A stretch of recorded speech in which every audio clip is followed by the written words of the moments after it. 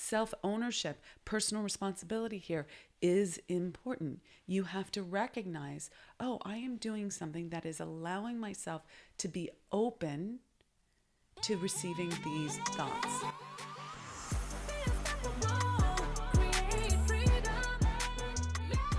The Thinking Yourself into Exponential Results series on the podcast comes to you every Saturday morning and takes what we discuss in the Morning Mindset Club, compiles it into one easy to access recording, and gives you some killer bonus content at the end that's not to be missed and only available here. So let's dive right in.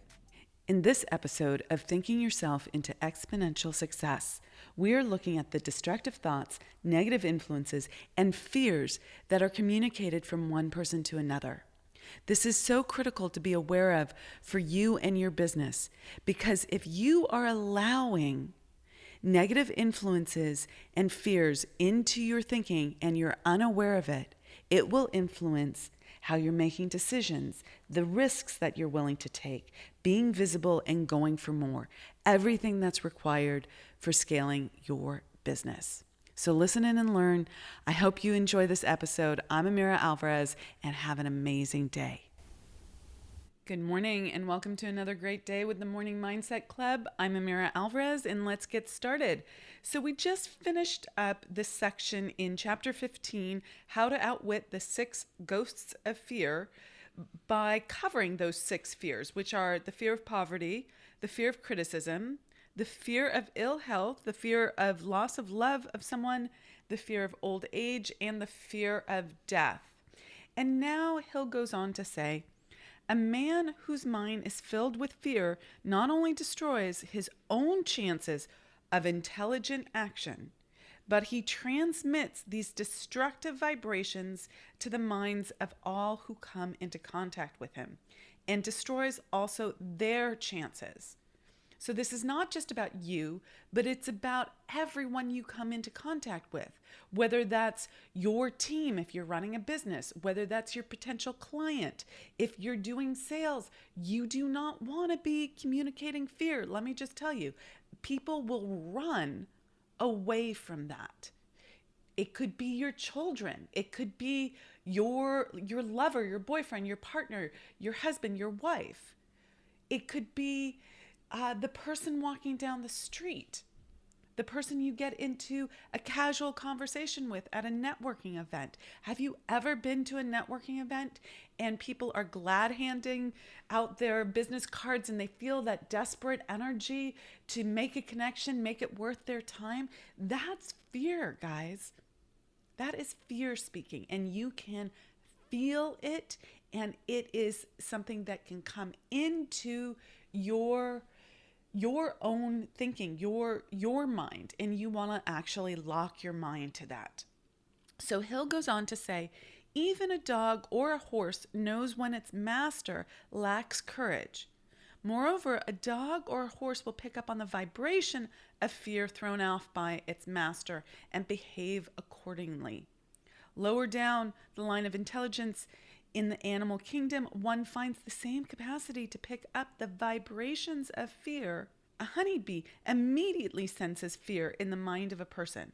For reasons unknown, a bee will sting the person whose mind is releasing vibrations of fear much more readily than it will molest the person whose mind registers no fear.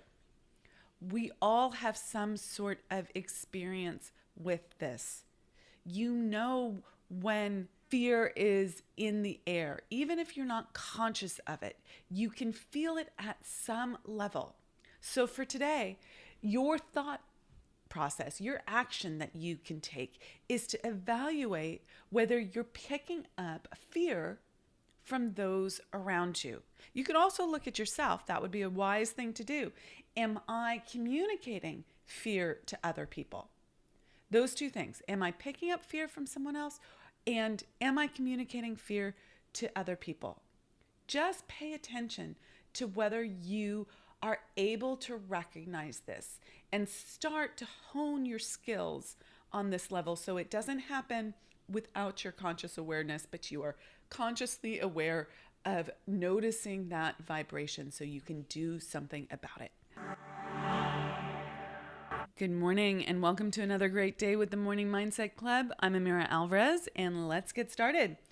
Okay, Hill next says, the vibrations of fear pass from one mind to another just as quickly and as surely as the sound of the human voice.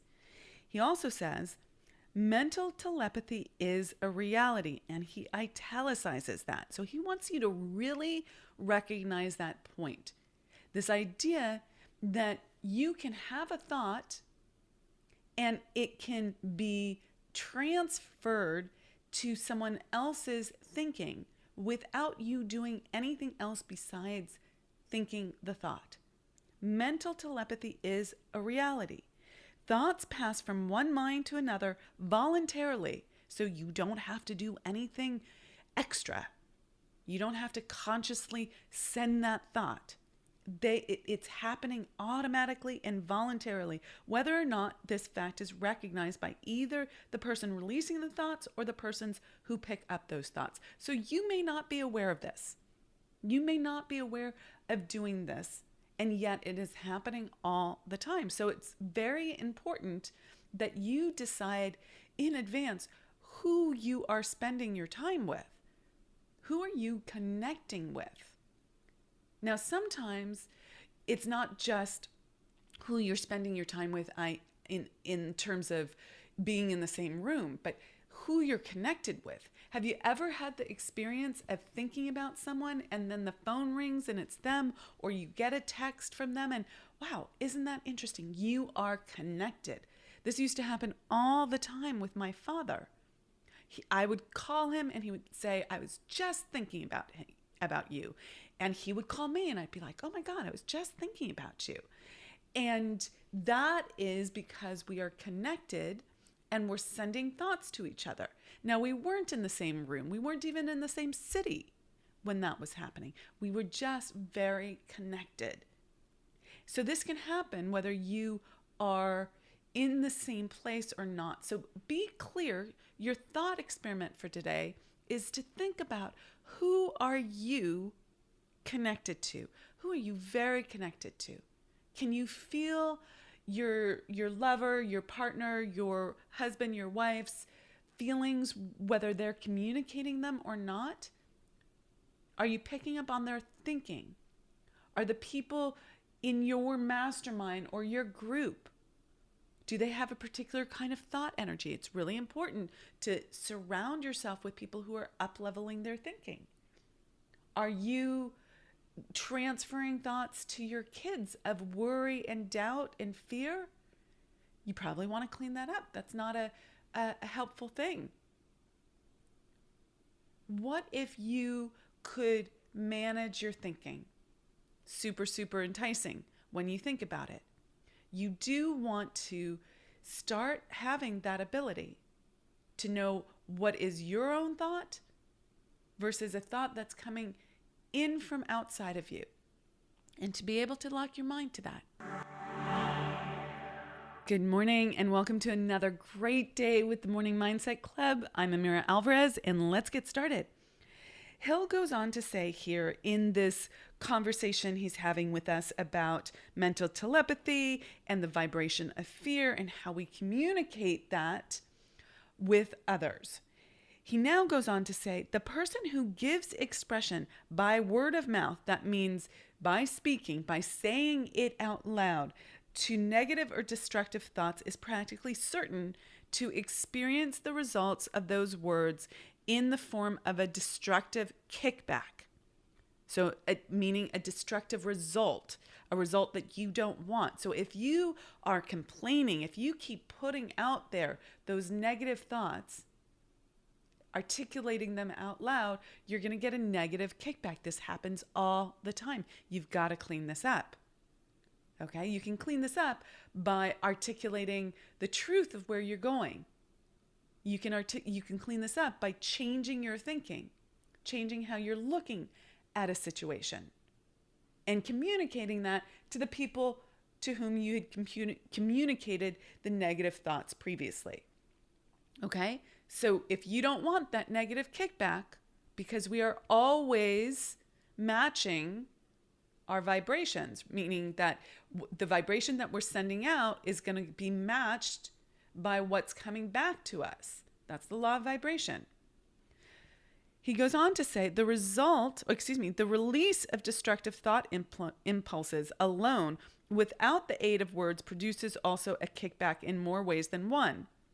First of all, and perhaps most important to be remembered, the person who releases thoughts of a destructive nature must suffer damage through the breaking down of the faculty of creative imagination. It's going to hurt your imagination. It's going to put into your imagination these negative visions. This is what you're imagining, the destructive concepts. You're not imagining the positive things.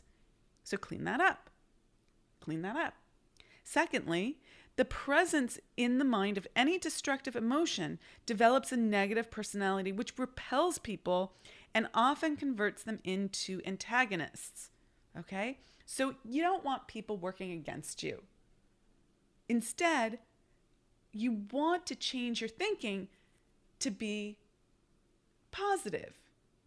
So how would this relate to business? Maybe you're going about your day and you're scanning the horizon for all the things the people on your team are doing wrong, all the mistakes they're making. You're just scanning. Oh, look, she did that wrong. Oh, look, he didn't do that. And you start focusing on that. That is a negative, destructive thought. I'm not saying be Pollyannish, don't acknowledge when mistakes have been made. You need to acknowledge that, but you don't necessarily need to scan the horizon looking for the ways people are effing up. Instead, why don't you scan the horizon for ways that people are doing well and praise them? This works in personal relationships as well. Just a little hint there. That could be your assignment for today. Just start noticing whether you're scanning for negativity or scanning for what's working, what's going well. The third source of damage to the person who entertains or releases negative thoughts lies in this significant fact. These thought impulses are not only damaging to others, but they embed themselves in the subconscious mind of the person releasing them, and there become a part of his character. You don't want to be that person. You don't want to be that person living in fear. You don't want to be that person who has negativity just exuding from every cell in her body. No, that's not who you are. That's not the truth of who you are. You might be in a habit of that. You might be conditioned to be that. That might have been how you were raised to, say, be analytical about the world. But that's not who you are in truth. So let's not continue to embed that into our subconscious. Every day, I get some sort of text, post, or email from a client saying how happy and grateful they are for the money that's coming in, the breakthrough that's occurred, or how they can't believe how quickly all the manifestation and goal achievement has happened. I'd love to share the secret sauce with you as well. Join us at the Unstoppable Woman Income Breakthrough Summit. Learn more and grab your ticket at theunstoppablewoman.com/summit. Good morning and welcome to another great day with the Morning Mindset Club. I'm Amira Alvarez and let's get started.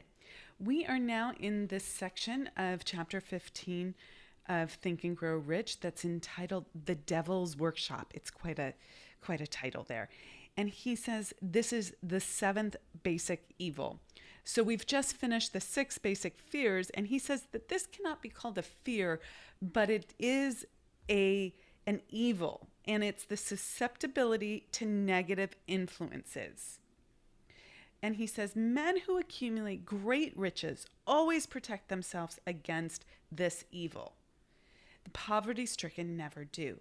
Those who succeed in any calling must prepare their minds to resist the evil, meaning the evil of negative influences. If you are reading this philosophy for the purpose of accumulating riches, you should examine yourself very carefully. And we are going to go through his self-analysis questions in the coming episodes. He gives us a pathway for self-examination to determine whether you are susceptible to negative influences. If you neglect this self-analysis, you will forfeit your right to attain the object of your desires. So you must do this self-analysis, which we will be going through together. And you need to do it with a level of honesty and transparency with yourself. Otherwise, it does no good. Okay. He also goes on to say that you can easily protect yourself against this against negative influences by using your willpower. Okay, so he says to protect yourself against negative influences, whether of your own thinking or the result of activities of negative people around you, recognize that you have a willpower and put it into constant use until it builds a wall of immunity against negative influences in your own mind. So you must lock your mind to these negative influences. Lock your mind, lock your mind, lock your mind. That willpower is something that can be built through the power of choice. You have the choice whether you let something in or you don't let something in. Now, how does this make sense with the concept of mental telepathy? Well, you can, quite frankly, deny those negative influences by being someone who is not receptive to them. You must become someone who does not have fertile soil to receive those negative thoughts. That's super important. You must become an environment that is fertile for positive thoughts only, and that requires you to change. Now, have I become someone who only has positive thoughts? No, but I've shifted it so dramatically that I've been able to make a huge shift in my income and my ability to generate wealth for myself. And I've been able to help my clients do this as well, because this is an identity piece. This is a self-image piece. And if you're very interested in changing that, I would highly suggest that you come to the Unstoppable Woman Income Breakthrough Summit, which is happening. You can go find out the dates on our website, theunstoppablewoman.com/summit, and you'll see all the information there and how to get your ticket and your VIP upgrade if you want that. But that's where I go into how to change your self-image quite dramatically and become someone who is not available for negative influences to implant in your subconscious and enter your world. Good morning and welcome to another great day with the Morning Mindset Club. I'm Amira Alvarez and let's get started. So Hill, continuing this topic on the issue with being open to negative influences, says, without doubt, the most common weakness of all human beings is the habit of leaving their minds open to the negative influence of other people. This weakness is all the more damaging because most people do not recognize that they are cursed by it, and many who acknowledge it neglect or refuse to correct the evil until it becomes an uncontrollable part of their daily habits. So you must change, he's saying. And we are now going to enter into the self-analysis test questions that he has put forth, and we're going to go through them one by one so that you can really take a look at this. And he suggests that you read them out loud so that you can hear your own voice asking the question and answer them out loud as well. There's something powerful in hearing your own voice. Okay, here we go. You ready? Question number 1. Do you complain often of, quote, feeling bad? And if so, what is the cause? Do you complain often of feeling bad? And if so, what is the cause? So today, look at how often you complain in some fashion, because a complaint is always indicative that you feel bad. Are you too cold? Are you too hot? Are you lacking energy? Are you overwhelmed? Are you complaining about being confused? Are you complaining about too much to do? Are you complaining about something to do with your physical health? Do you complain? And if so, what caused that? What caused that? Is that just habit? Is that programming? Did you get oodles and oodles of attention by complaining? Is that the only way you got attention as a child? Do you habitually show up in this world complaining? Even if you don't say it out loud to anyone else, are you complaining in your mind? Are you complaining about how someone else is behaving? Whether that is your partner in life or your employees or a contractor or someone on the TV news. Is there a constant dialogue in your head about how someone else is not showing up correctly? So pay attention today. What are you complaining about? You might want to write that down and then ask yourself out loud the question, what is the cause? What is the cause of that? Because we live in a cause and effect universe. There is always a cause to the results that we're having. Good morning and welcome to another great day with the Morning Mindset Club. I'm Amira Alvarez and let's get started. Okay, we are in the list of questions, self-analysis test questions on identifying if you have left your mind open to negative influences. Question number 2 is, do you find fault with other people at the slightest provocation? So if you do, what is that indicating? If you are constantly looking at how other people are not living up to your standards and you're finding fault in others, you are constantly in a cycle of negative thinking, and that is influencing you. How might that be influencing you? You will probably stop trusting people. You probably will have a challenge with delegation. You probably will think that you have to do everything yourself because no one else can do that. You probably will think that the world is failing you, that people are failing you, that they're not living up to your expectations, and you are then a victim and giving away your power. So for today, just take a look at that. Where are you finding fault with other people? Catch yourself out, not with an aim to shame yourself, not with an aim to make yourself wrong, but with an aim to go, oh my God, I'm doing that, and to clean it up. To clean it up. Oh, look, that is a little way that I am making people wrong. And look at what that's doing to me. That's getting embedded into my subconscious. And that then becomes the way I am going to be showing up in this world. And it cuts you off from enjoying life. It cuts you off from the help of others. It cuts you off from opportunities, from love, from good energy. So pay attention and make a better choice for yourself.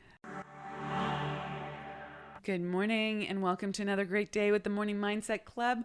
I'm Amira Alvarez and let's get started.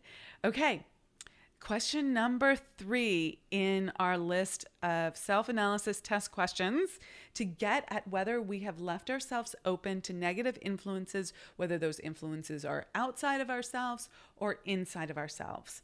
So the next question is, do you frequently make mistakes in your work? And if so, why? Now, everyone makes mistakes. No one is perfect. So we're not talking about perfectionism here. We're not talking about, trying to be perfect and all of that. But we're saying if you are frequently making mistakes in your work and you're thinking, now, why do I keep making these mistakes? Ask yourself, why? Could it be that there is someone in your environment who is thinking that you're going to let them down, or that you're going to make a mistake, or doesn't trust you. Maybe there's someone micromanaging you and is imparting a good deal of fear towards you, their fear of making a mistake. Or maybe you grew up with that fear and it's coming forward by that kickback of the result. Your fear of making the mistake is causing you to actually make the mistake. So there's a lot to dig into here. I want you to go ahead and do that. Think about, are you making more mistakes than makes sense for you at this level of experience that you have right now? Could you better your best? And if you haven't, why haven't you? Okay. Why are you staying in the mistake land, if you will? Why aren't you improving beyond this level and going to the next level? Think about what might be causing that.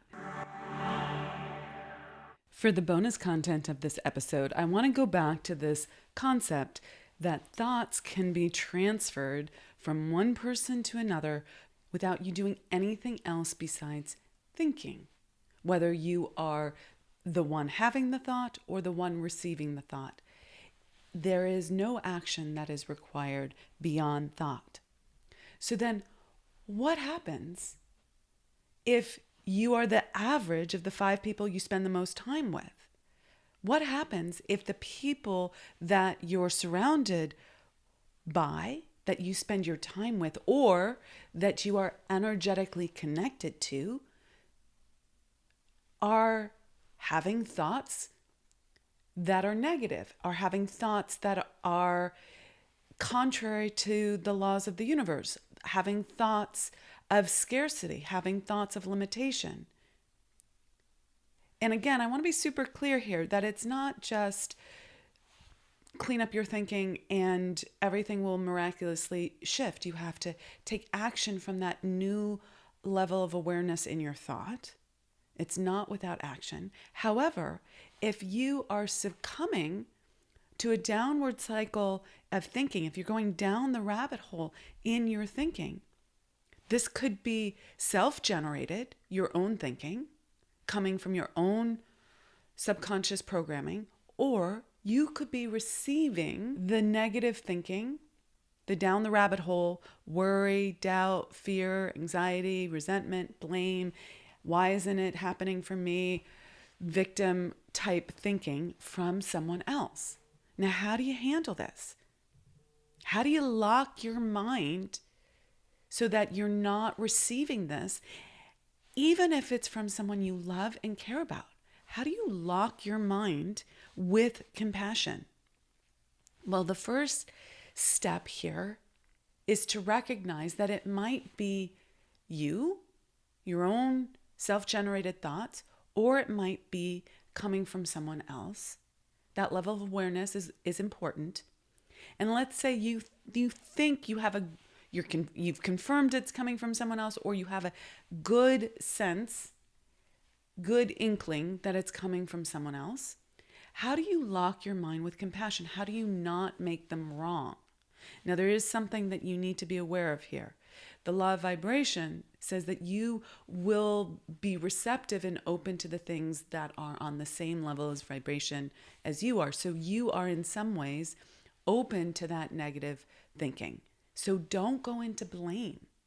Self-ownership, personal responsibility here is important. You have to recognize, oh, I am doing something that is allowing myself to be open to receiving these thoughts. What that might be is different in every case for every person. You have to do some investigation. That's one of the things I do with my clients. What are you available for that seems right and reasonable? So that's step one. Don't make the other person wrong. Don't go into a make wrong. Allow yourself to recognize it with compassion. And then you need to do that little Aikido move where you let that thinking, that thought, that negative energy just go right past you. you don't let it land. Now, how does letting it land show up? What does that look like on the daily, if you will? Well, it looks like resentment that they are in this place. It looks like blame energy or resentment energy. It looks like finger pointing energy. It looks like you're doing this. You're wrong. I don't like this. Stop making me feel bad. That's all outside. That's all pointing to outside circumstances versus personal responsibility. And when you do that, it energizes the thing that you don't want, and it's actually locking it in instead of locking it out. So in order to lock your mind to this and lock it out so that you can flourish, you need to let go of the make wrong, the resentment, the blame, the finger pointing. And one thing that you need to know is that even people with a growth mindset who are going for more will have their moments where they go down the rabbit hole. You do too. So own that without making yourself wrong. That's stepping into freedom. That is the key, one of the keys, a little secret sauce there, if you will, to unlocking this pattern. So whether you are part of a mastermind group, like we have something called the Spirit of Wealth Mastermind and Masterclass, and all the women in there, they wouldn't have joined it if they didn't have a growth mindset, if they weren't really going for more in their business, with the perception and the desire to do it as a whole human being, going for freedom in their spiritual life, emotional life, personal life. They want more everywhere, not just bottom line, but they want to grow as a person because they want their personal freedom. They want to experience living out to their potential. All of these women are going for it. And there will be challenging times. So one of the things that I say at the very beginning of that program is, what are you going to do when your mastermind sisters are having a hard time? What are you going to do? How are you going to respond? Because reacting could be going down the rabbit hole with them as some sort of compassionate way of agreeing with them. But that doesn't serve them and that doesn't serve you. That causes groupthink to go down the rabbit hole. We don't want that. So I call this out in advance and share with them strategies for how to show up when your mastermind sister is having a hard time and it's not going down the rabbit hole with them.